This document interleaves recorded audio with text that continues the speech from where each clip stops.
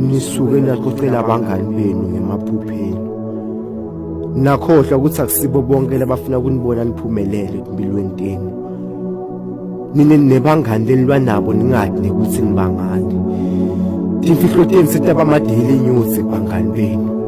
Nikhohlwe ukuthi makushona langa abashisa impepho emsamo ngemabiteni. Akusibo bonke lapha empilweni yakho ngekukujabulela. Futhi akusibo bonke labafuna ukubona wena ujabulile. Labanye bafuna ingqondo yakho kude bakhethe ingqondo zabo. Uvuke kanye nemakhaya abo. Mina ngiyawasaba amahlazo la yovela mhlazani bantu bobukana netono dabo. Ngoba bangani benu banibambe ngako konke ngabo kungakhayi nasetimpilweni tenu. Nebatali bawashablalisile emaphupheni. Bona ngecocela bomakhelwane ukuthi wena ubuye enyuvesi nephakeni. Batala kwabanesandla semfene. Kwabamnyama ingqondo yangasabanga.